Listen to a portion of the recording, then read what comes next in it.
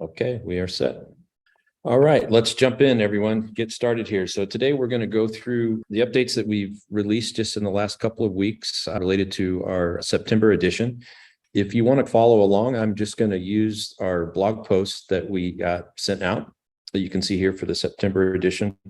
And we'll just go through these very quickly. We're going to spend about 20 to 25 minutes going through some of the key features that are included in this last release. And then we're going to spend about 10 to 15 minutes and talk about product enhancements that the team is working on now. I've been working personally on those enhancements over the last 4 to 6 weeks and super excited to share not just what we've released here just in the last couple of weeks, but what's coming in the next 4 to 6 weeks out as well. So let's just jump in. So the first thing we're going to talk about is our capabilities that we added for bulk field updates.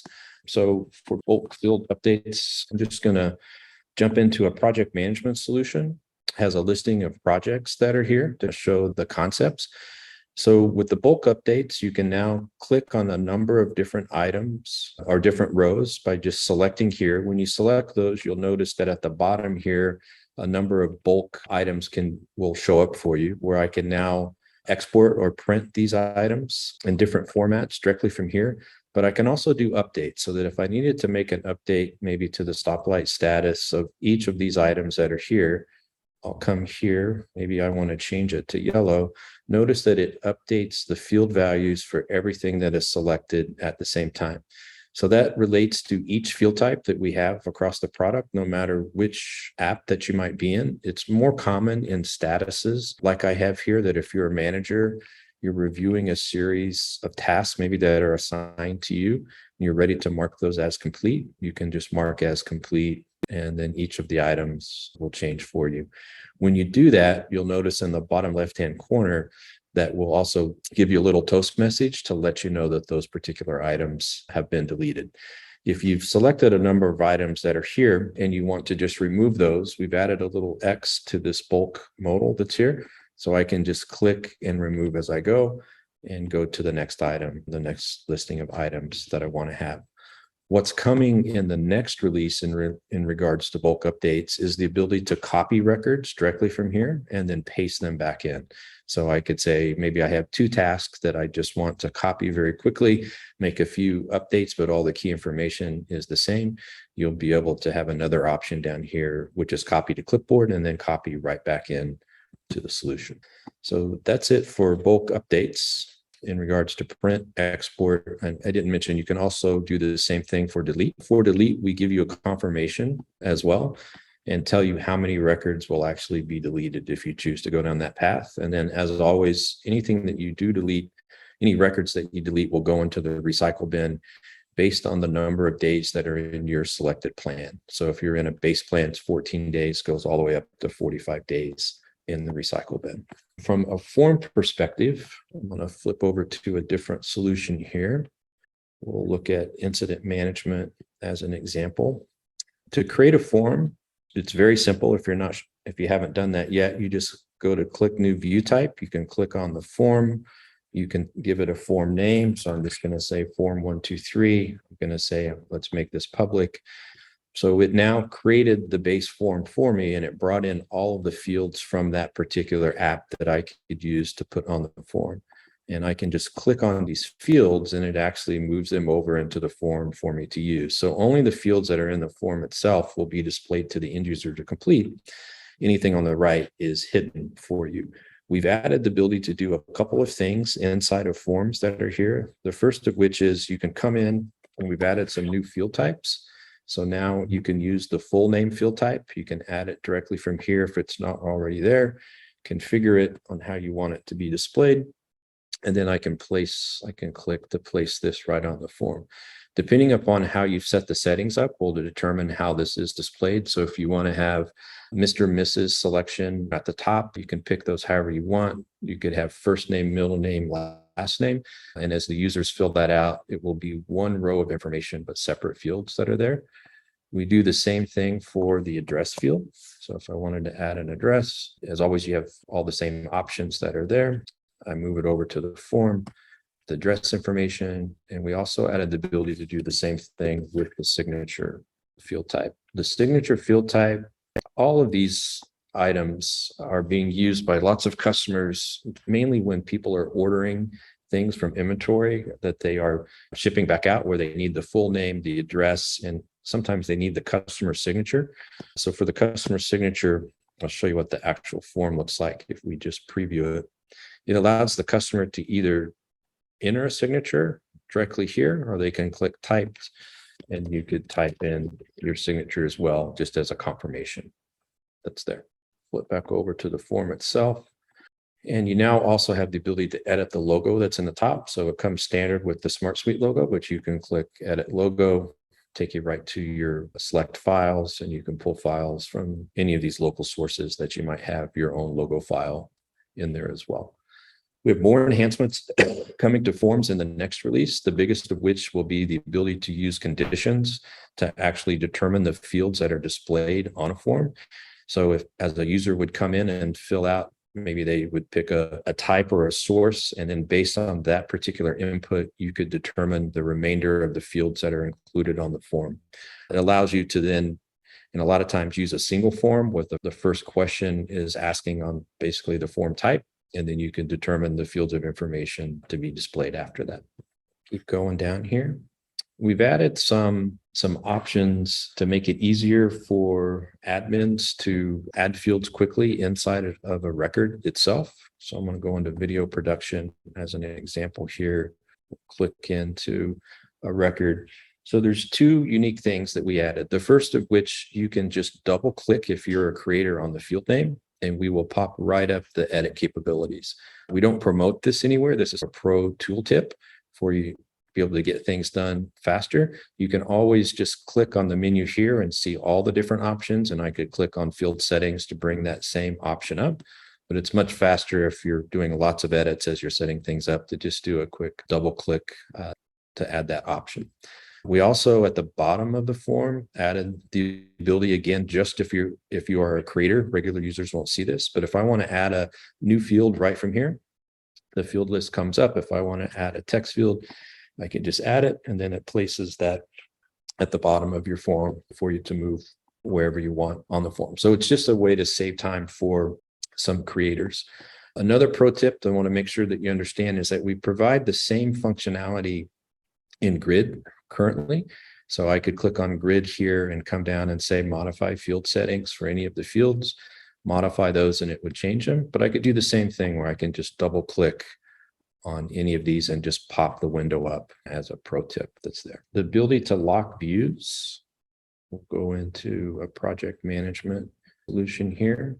So for any view that you set up now, you have the ability to open the view, click here, and I could go to public private. And under public, you now have the ability to lock and unlock a view. The reason that you would lock a view is if you set something up and you want all users to use this same view all the time and not have the ability to change fields, move things around, those types of things, you can lock it where any of the changes that they make will not be saved, but they can still come in and change groupings and add things that will change the current session that they're in. But none of these will be saved and replicated to any of the other users that are there. This is just allows them to use the data itself, but it is locked.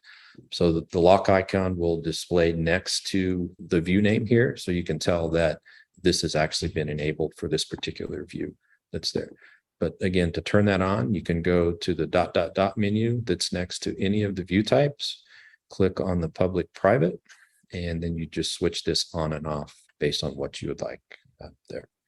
From an automation perspective, we've added a couple of new automations that I think you'll find interesting. I'm going to use venture deals as an example here.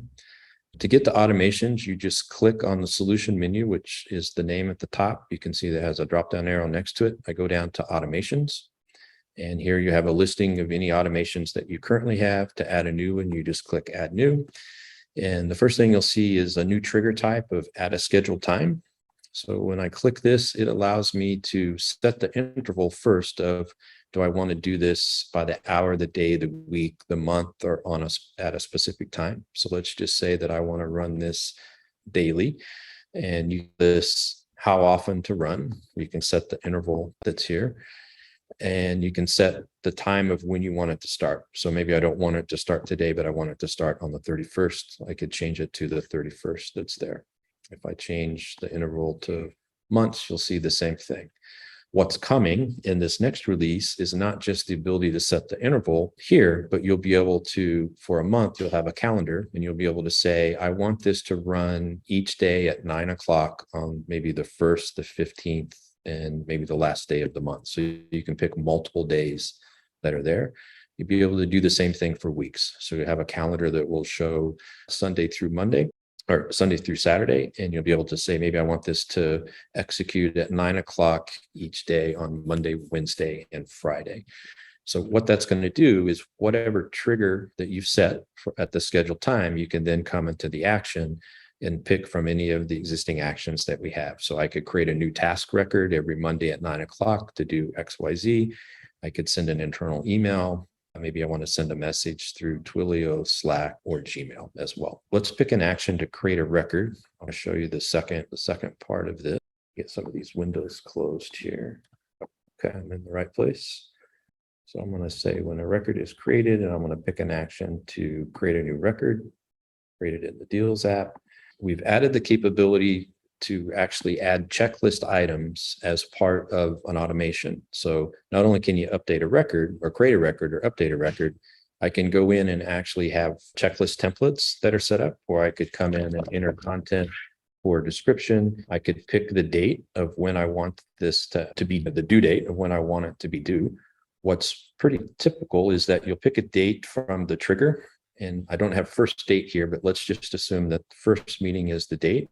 And then I could add an interval. So I could say, if this was the due date, I could say this task is due 5 days before the due date. And then I could go in and actually assign this to a particular person that's here. So maybe I say I want to assign that to myself. Or I could pick a field from the trigger itself. So maybe I want to pick the person that created the record or last updated, or maybe if there's an assigned to field, I want to just pull the value from that when it's created. You can add up to 100 of these checklist items through an automation that's here. And then you could also add conditions on when this particular checklist would be relevant. So I could go in and say that if the property type was commercial, then these are the checklist items that need to be completed. But if the property type was residential, I have a different checklist group of items that I want to do. When we add checklist items to a record, we append the information. So you can also attach multiple checklist templates to a single record based on as many conditions as you want to put in there. So we'll just continue to add to that list as opposed to replacing or removing any of the data that's there. What's coming in the future for automations that we're working on right now is you're going to see 20 additional action types that are being added here under integrations. And I'll share that list towards the end here. The first one that will be rolled out here very soon is Salesforce. The second one is Intercom. And then we're continuing to look for feedback. We'll be rolling 1, maybe 2 out per week, starting after that, all in as different actions that you have here. Once those have been completed, we will then add that same list as triggers. So you'll be able to come in here and see a list of external triggers. In the case of Salesforce, you'll be able to say that when a record is updated in Salesforce, I want you to take this action in SmartSuite and maybe bring this deal information from Salesforce into SmartSuite that's there. Exit out here. So that covers some of the newer automations. If you are using count and roll-up fields, just make this a little bigger so you can see the GIF that's here. Anytime that you roll something up or count something inside of SmartSuite and you show a number in a pill, you can now click on that pill and we'll show you the list of records that make that up. You'll also be able to click on the fields icon here at the top of the modal and actually change the fields that are displayed in this listing if you're a creator. So you can customize the information that you actually want to show when you click on this for either a count or a roll-up field. For those of you using Zapier, we've also updated our Zapier connector now to allow you to have a find feature. So you can come in, let's say that you want to update a series of records. You could use the find in a series of conditions to actually find the records that you want to update and then perform the update action on that. We also do that at the line item level as well. On the mobile side, we've made a number of updates mainly related to entering content in on the edit record page that's there. So we've reduced the number of clicks that it takes to actually enter data for each field type. In some cases, eliminating 2 to 3 clicks where you can do a single click, present the information, add it, and close, and then you're right back in the form that's there. We've also added the ability to use single sign-on SSO on our mobile device. So if you're an enterprise customer and have that enabled, it will automatically carry over to our mobile devices now as well. Some other notable items, just want to make sure that you're aware of. Go back here to the home page. So you can now modify the logo that's displayed at the top in the top heading that's here. You just click edit logo. It will bring up the ability to select a logo file, and it will replace the SmartSuite logo. That logo will then be displayed for all users in your account that come in here. And hopefully that most people already know that each individual user can also come in and select the color that they would like to see when they log in. This is one of the most requested features from non-creators, from just end users that we have, is for them to have the ability to customize their homepage. So we give them quite a number of options to do that. Also want to make sure that even the power users understand that this format can be changed as well, and that if I want to see a little more information about the number of apps and the number of members that are in a particular solution, I could just flip this icon. Many of our more senior creators leave this view type on to view information, and more of our end users typically go with this slimmed down version that you see here. For end users, in the prior release, we also added a resources section here on the side that makes it easy to get to resources that you may need to use to get started, but we allow you to just do a single click and close that, which is common for once somebody is up to speed. So you don't need all of that noise that's there, and you can click to open again. We do the same thing for a period of time with upcoming webinars that's there. So if you have end users that are getting up to speed and you just need them to have access to upcoming webinars, this will be here, but you can obviously close that as well. The last thing that we added that was a common request from some of our more power users is the ability to manage the workspace directly from the homepage. So I can now go right into workplace settings, which is the administration page. And with a single click, if I'm done, I can go right back to the homepage that's here. So we do that for adding members, teams, and billing. We also added a link here at the workspace level to make it easier to invite new members to your workspace. Just invite them, select the role, the type, and hit send invitation, and you'll send the information to them. This is the handy feature, the assign to field. Let's go back into, let's look at project management here and some tasks. Yeah, it looks like we have an owner field type. So you can now add a filter, and I'm going to pick owner, which is an assign to field in this particular case. And I'm going to say is exactly. And we've added this current user option. What this allows you to do is this information in this particular view will always be filtered by the person that logs into this view. So they can see just their list of items that come up first. They can still change that if you've given them the ability to modify this, under filter. But when the list first comes up, it will default to that user. For organizations that have single list of tasks or deals by sales rep, or such, it eliminates the need to create 20, 30, 40 different reports for each particular person. You can set that up and just select the current user and have a single view that allows you to do that. In grid view, we'll turn off this filter. We now have the ability to hit a hotkey and actually add records in line right here. And it depends on how you have the view, how you have your title field set up, if the field values need to be unique or if it's required to have a value, but I could not enter any value. In this case, it's being required. So it tells me, hey, I have to enter a value here. And I give this name it John Test, and just creates that record right on the fly. So for people that are needing to add lots of information very quickly, you can just click that, shift enter, and you go to the next. It will enter just the title. And then you can come back in and fill in the detail, the data that you want to add. We also have added the ability on almost all of our field types that when you hover over the field, you can now do a single click to actually make the selection. In this case of a values list, if I hover over this part, you'll see the X. If I want to remove a value, I can just remove it right there. I hover back over. If I hover over the arrow and do this, it just pulls up the selection.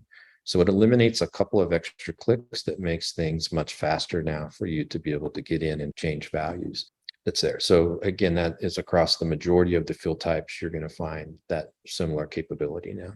And edit record, we talked about this just briefly, but I want to mention a couple of additional items. We talked that you can double click now to bring up the field properties, and you can go to the bottom of the page and click add new if you're a creator to add new content that's there. We also increased the size of the 2-column layout, and this will scale based on the resolution of the user's monitor. So it will take up a little more space if you would like it to. And you can also, as always, click under page settings, and you can change the size or the style of this on the fly between 50/50, 70/30, or single column. We're seeing this being used more and more for really simple applications that are created with not a lot of fields. People tend to gravitate towards the single column if you have less sophisticated users. The default selection remains to be the 70/30. People that are managing tasks and projects are tending to move towards the 70/30, where we take the smaller fields and put them on the right, and the larger content fields that need to span are here on the left. And as always, you can move these around anywhere on the field on the fly if you're a creator as well. One thing that I do want to mention about the pages is that we've done a number of things to actually enhance the performance of the pages and the data that can be brought back. We have customers that have over 400 fields in a single form. Things can get quite long, and they have business cases where that is very valid for them to have that much content that needs to be collected. But what we've done is we allow you to group things into sections, right? And you can add sections and move them anywhere on the page. But we're smart enough to know that when you close a section by default, and you do that by clicking next to the section, and you can click here, collapse by default. When the page is first loaded, we only load the fields that the user will see, and anything else that are in these closed sections are not loaded. So if you do need 400 fields of information, but you still want that sub-second performance, you can begin to close some of the sections that aren't used that often, move them towards the bottom, and just allow the user to come directly into the page. And then as they open each of these sections, like I'm doing now, you can see that it's still sub-second when you load the content of the section. But it's important to know that if you have large data sets, we recommend that you set up sections and that you move fields into sections and collapse by default if you can, if it makes sense for you. All right, our formula fields. We've made a couple of updates, and there's a few more things that are coming here very soon. I'm going to click to find the formula field first. I think total funding amount. So I'll click here, brings up the formula. So you can now hover over any of the operators that are in the formula at the top. And when you click on that, we'll actually bring up the syntax down below of how to use that particular function. You can still go to the bottom and click on these individually if you want to as well. But if you're in the formula and you just want to very quickly move back to that, you can just click, especially for the complex formulas that are paragraphs long where you're using nested if-then types of statements. That makes a lot of sense for you. Our public API has been updated for those of you that are using it to give you more options as you are bringing data back to include deleted records or not included deleted records. In most cases, we'll bring back just the IDs, and then you can decide if you want more information. So we're just doing things that really improve the overall performance of the API, both for you and for vendors that work with us. It's there. I'm going to skip just a few of these. You can read some of these, but this one is important to understand. System user. So now when you actually set up an automation inside of a particular app, and once you save that automation, it actually executes as what we call a SmartSuite system user in the background. So every time a record is updated, it doesn't show the name of the person that created the automation. It shows that this came from a system user that generated the automation for you. That's it. The next thing that I'd like to talk about is our strategic relationship with Ply. Ply is a young company out of Israel that's doing some really innovative things in regards to integrations. And I'd like to show you some of those concepts live inside of our venture deals solution. This is a solution that was actually built for a customer earlier this week that has some of the capabilities from Ply built in. It took about 15 or 20 minutes per integration to set these up. In this particular case, I'd say the first thing I'll do is move some things out of the way. I'm going to go into an email that we've set up as an example. So I'm actually in my Google email, and we've set up an integration inside of Gmail using Ply. And when I click on this button, in this particular case, you can see that it's actually running an integration from Ply directly inside of my Gmail. And we've set this up to do a couple of things. We can either, in this case, it's looking back into the accounts that are inside of the Venture CRM and SmartSuite. And I can do a search for an account, in this case, Bloomjoy, and I found that I had the account, and I can select it here. If I didn't have an account and I was new, I could just click it down below. Once I click, yep, that's the account that I want, it pulls up a form where I can actually create a new deal in that app right from here. So I'm going to say it's actually pulling fields from SmartSuite back into this form that you're seeing as you're inside of Gmail, where I'm picking the information, put in a round amount. It's actually pulling an email from the contact that's in there, and it pulled the body of the email automatically for me. I could change that if I wanted to. I can click create record. It tells me a status of what's happened and that it's done. And if I go back into, move this out of the way, if I go back into deals in SmartSuite, you'll now see that Jon's deal was actually created and all that information was brought directly into SmartSuite. This is just one application from using Gmail that's there, but what's really interesting is that using our API, Ply was able to build all this integration without us and allow you to use forms and things. In other products, they have about 50 other products that you can embed buttons in to bring data back into SmartSuite. And then we also built it so that you can, inside of SmartSuite, you can build integrations. And in this case, we've added 2. And when you add these, they show up in the menu bar next to the other icons in the page heading. In this case, maybe I want to send a Slack message. So I could just say, hey guys, XYZ, here's the details on this particular deal that just came through. I could be more sophisticated where I could actually pull fields from this record and have them added in here and create the message for me. And when I hit send, you can see that I've authenticated to our Slack channel, and it just sent that message into that Slack channel. I can also do the same thing with email. These are very basic in comparison to all the things that Ply can do, but I just wanted you to see the concepts that are available.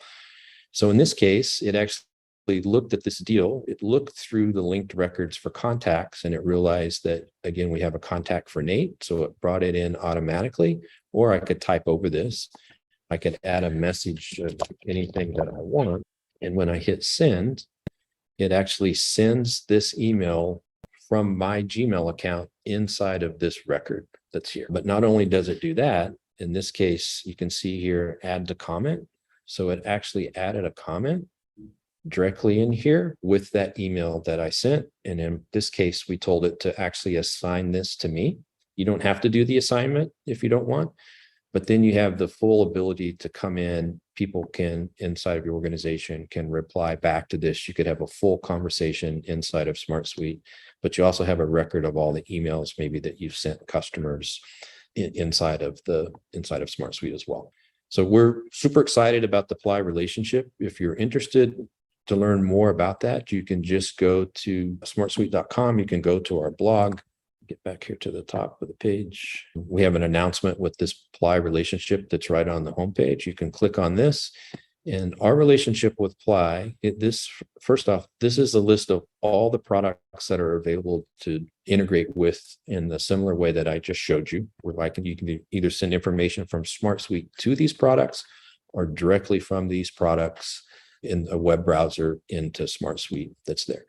If you're interested in learning more about Ply, they're in a closed beta program, but every SmartSuite customer that applies will be automatically accepted.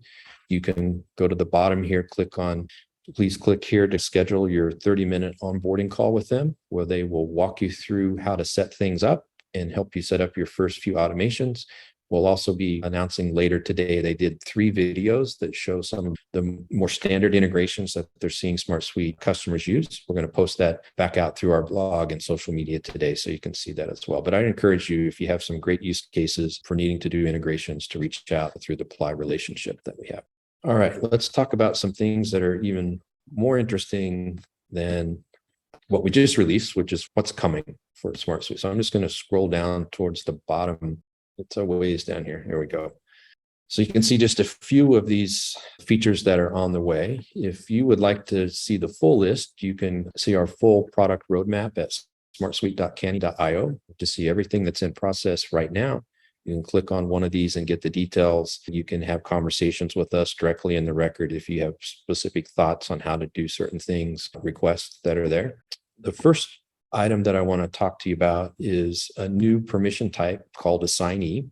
So if you come into SmartSuite now and you want to assign permissions, you go to permissions that are here. You can determine different ways to set permissions if you use advanced. And maybe I come in here and say that I want to give Emma a particular set of permissions to this solution. Right now we have full access, meaning that this person has access to all the content that's entered and they have the ability to edit and delete any of that content. We currently have an editor role where users can create and edit their own content, but they can only view content that's actually created by other people.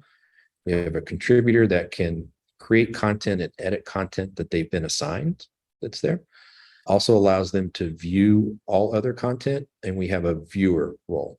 The new role type that we have of assignee is the next level of contributor, but it eliminates them having the ability to actually create content where they'll only be able to see content that's been assigned to them. So this is great for workflows.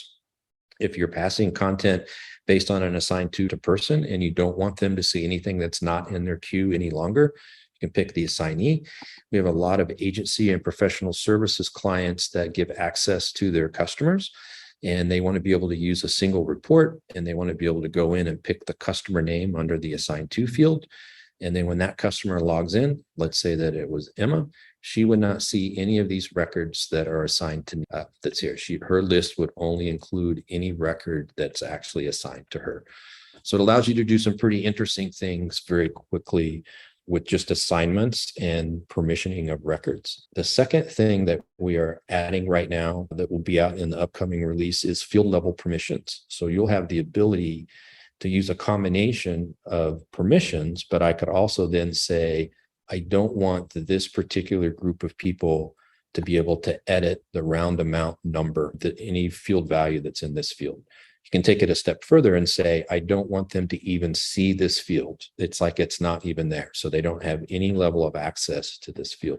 We're even getting in the release after this, we'll take it a step further where you can add conditions of when they could maybe edit, not edit, or see this information. So it could be dynamic as opposed to just giving it or taking it away. So two pretty significant items coming in the next release with the assignee permission and the field level permissions. The next big item is for new customers that are coming in that have data that they want to bring in and create new solutions. So our new data import feature will allow you to import records up to 50,000 at a time, but it will also allow you to auto create field that based on the data that's actually in the spreadsheet that you're uploading or the CSV file. So we'll read the column headings. We'll look at the content inside of the field. We will take our best guess at the type of data that it is. If it's a number, a string, a series of values, we can get pretty smart about that. We will then auto create the fields during the import. So you don't have to manually go in and create every field in an app if you're just importing data. We also are adding some greatly enhanced capabilities to clean data. So if you're bringing in data from a spreadsheet where it's missing data or you've got dates and number fields and things, it will find those for you and you can make those changes one at a time, or it will ask you, would you like to make a bulk change in this column for everything that we think we found and clean that up for you. So if you have bad data sets, it just makes it easier to bring in. We also will give you the ability to cut and paste data from a spreadsheet and come into SmartSuite to add a new record. And when you do paste, we will recognize how many rows that you have, and we will add each of those rows as new records automatically. We'll also look to map back to these field types that are here.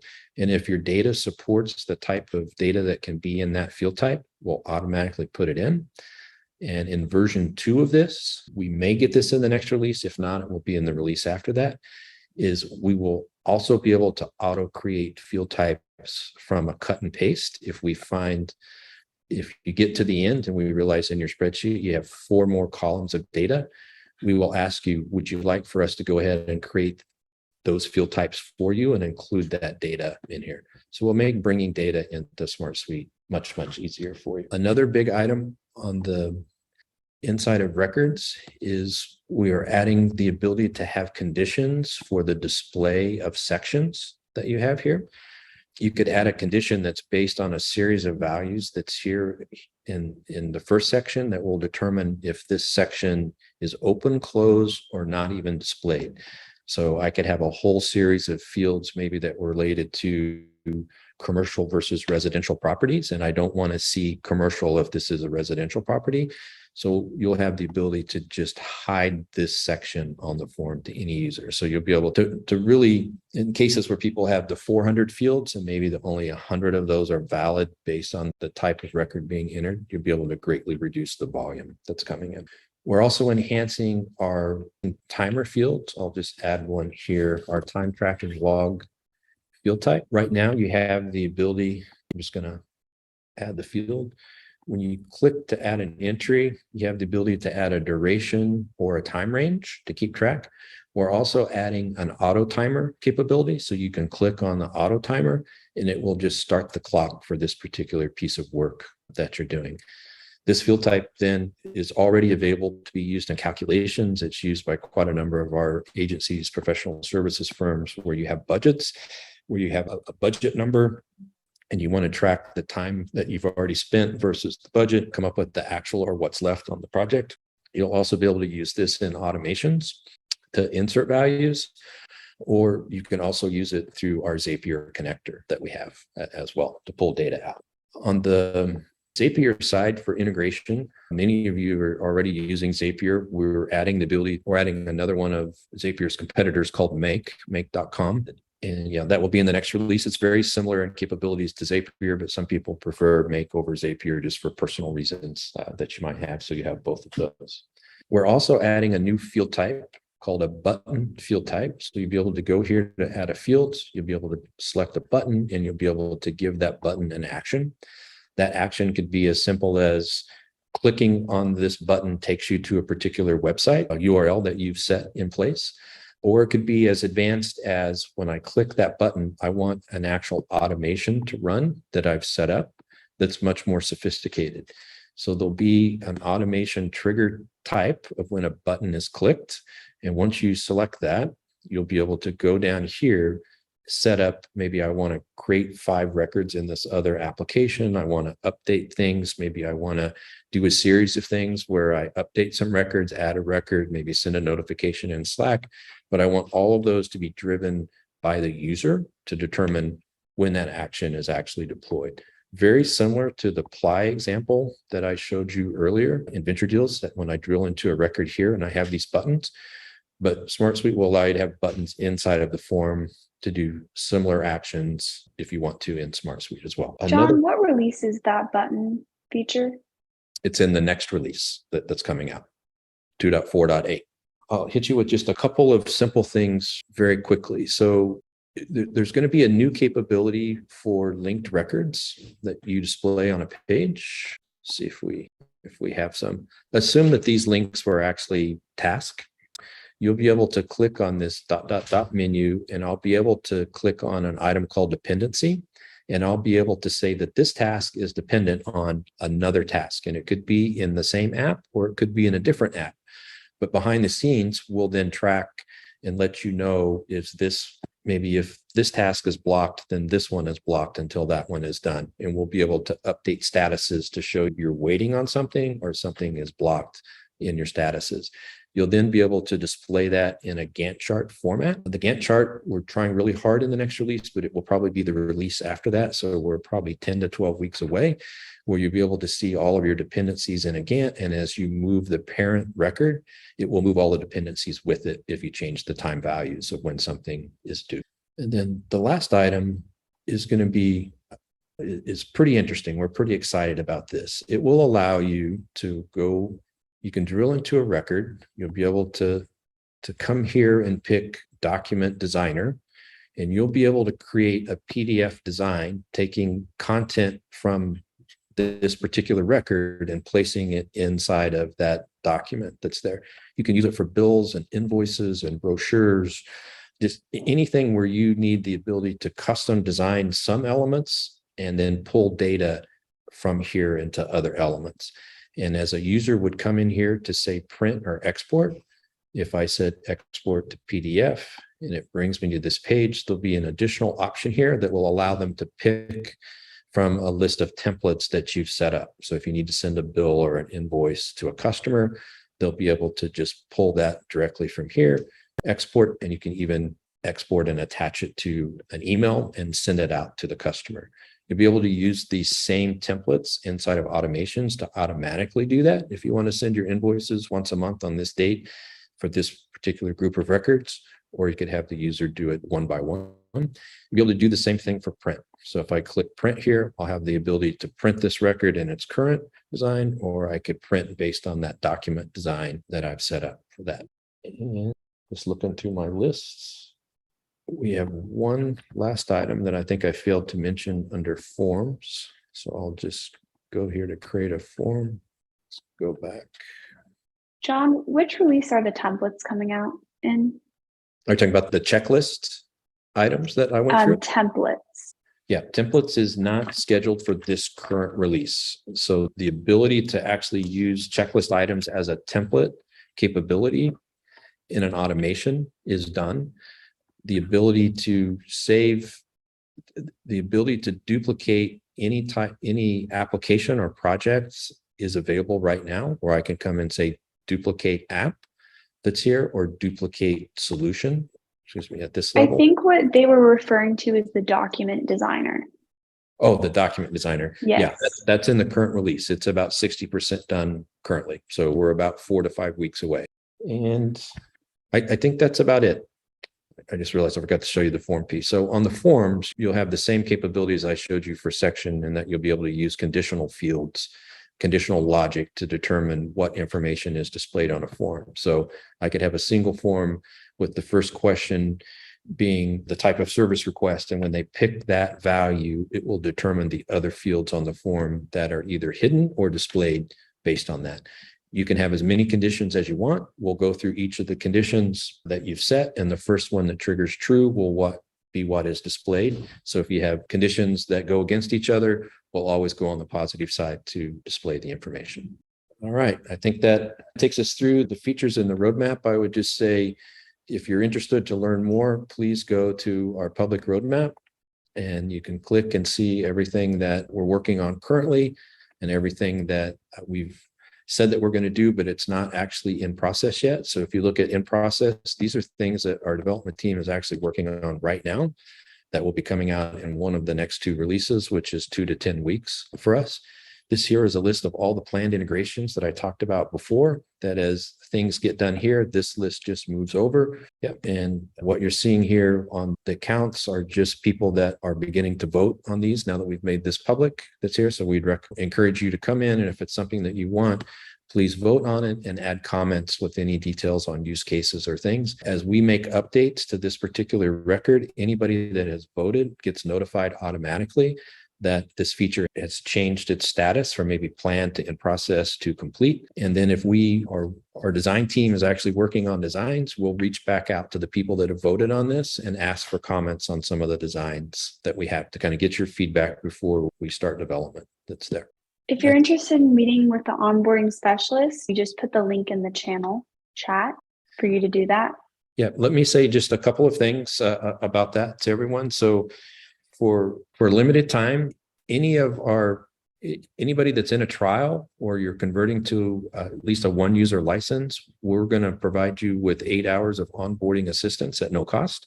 Our onboarding team has come back and said that they love working with customers and learning about all these new use cases that customers have. And it's the best way for us to really dig into your business, get the chance to understand your particular use cases, and for us to show you how you might get started with SmartSuite and model things out. In most cases, we actually build out full solutions and you're ready to go in that 8-hour period of time. but it's also great for our product team to see all the things that are being built, to understand the features that you're using and the areas where we need to add features to support the processes that you are looking to implement. And I'd love to open We have things up to a questions. question. Yeah, we have a question. If you don't mind maybe reading through it in the chat so we can, if you want, I can read it as well. So this user switched from ClickUp to SmartSuite recently because ClickUp's really slow and they had issues from the beginning with it being slow. And it looks like issue with the slowdown adding new features. And I know it's going to be hard to be a new player on the market and people want new features, but from an experience, we really want to have stability and speed first and foremost. Yep. That's a great question and great concern. And you're like the 50th person that's mentioned that particular item back to us as well. So we are broken up from a development shop into 4 separate teams. We use microservices in our product that allows us to separate our code base into smaller chunks. And each of those teams are able to work independently from our mobile team, our automations team, our integrations team, and then some of the specialized features like the document designer that we talked about today. So that makes it easier from the very beginning for us to be able to roll features out that are in a box. We're able to test those things. And what most of you probably don't realize is that we spent over 2.5 years on development of SmartSuite before we announced this publicly to anybody. We never even updated our LinkedIn profiles. We had about 100 developers working on the core architecture. And we did that for the very reason that you're stating here in this comment, is that once you release a product, you have to follow the customer very quickly. And when you do that, at times you aren't able to focus on architecture. So we wanted to make sure that we had our core architecture in place so that we could scale at the volumes that we wanted to scale at long term, and that we weren't going to sacrifice adding a feature over the architecture. So the core architecture was built over that 2.5-year period. And now we're adding features on top of the core architecture using microservices. Software development is an art to it. I can't say that we won't ever have issues in some area, but we've done everything that we can to alleviate that. Emma, any other questions you'd like me to answer live? Maybe just give them a moment to type. Yeah, as Emma is reviewing that, I'll just state again that please take advantage of the 8 hours of onboarding if you haven't done so already. We have 3 of our onboarding specialists on this call today, Nate, Brian, and Emma. So you might be connected with one of those when you contact us. It's at no charge. It's a $1,600 value if you were to use us for professional services, getting that 8 hours for free. But it's a great way to get jump started. You can use it to create new solutions. If you have questions about formulas or help setting up more complex formulas, we set up a lot of automations for people, or we show examples of how other customers have used automations to solve those problems, to give you ideas on how you might want to set up your own workflow that's there. And we do a lot of team training as well. So if you just want to get on the call and have a working session with 8 or 10 people on your side, get to know the capabilities, we're happy to do that as well. The last thing I'll say in regards to that is we've announced the SmartSuite Academy, which is a series of courses that people can take to get familiar and verify your knowledge of SmartSuite. That is in beta. We are adding 150 videos to support the content that's in there. The first 25 get dropped next week. And then each week after that, we have about 20 new. So we're about 5 to 6 weeks away from the full academy being available.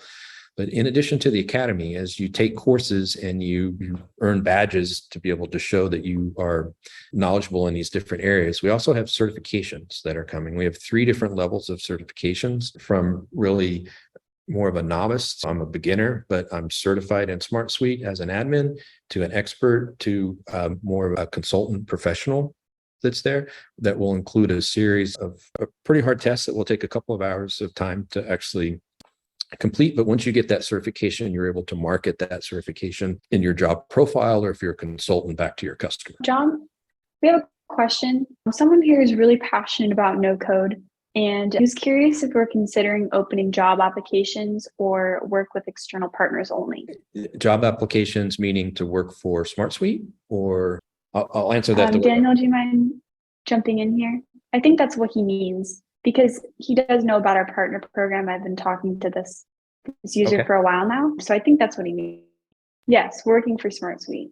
Yeah, so we don't have an open position currently, but that changes week to week. So if you have an interest in any way, please reach out to us feel free to forward your resume. We also have a pretty extensive partner network and program, and our partners are looking for people quite often. I'll tell you about two parts of that very quickly. We have an affiliate program that if you refer SmartSuite to any other customer and they use the link that we provide you for that referral, you get 50% commission on the first year revenue for that customer.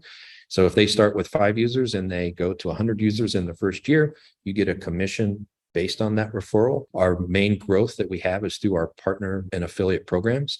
We have an official consulting partner program as well. That's even more, a little richer than that. That is for partners that actually help our customers implement SmartSuite. Mainly on the larger customer side, you get 40% of the first year commission and 30% of the second. And those partners have expertise in different industries as well. So we try to map customers or match customers back to the right partner based on the type of process that you're looking to do. Those services can range from $30 to $40 an hour to a couple $100 an hour, depending upon the sophistication of the partner and the skill set. And those partners, I think it was Daniel asking the question, are quite often looking for SmartSuite certified professionals to join their partner teams. And if you have an interest in any of that, please just let us know. We'll try to put you in contact with partners or let you know when we have opportunities available. All right, Emma, any other questions here? I think we're just a little bit over our hour timeline. I just saw one come in. Any plan for Europe? SmartSuite is currently available in 15 languages. You can see that on our website that's there. And we have quite a number of customers in Europe already, as well as partners. All right. Well, I'd like to thank everybody for joining the update today. Please continue to follow up to us through Intercom. We'd love to have the opportunity to get to know you and your processes and help you make decisions on if SmartSuite is the right program for you. And we'll also be making the recording available to everybody on the website here probably within the hour if you would want to forward this on to anybody else on your team. All right. Thank you and have a great day.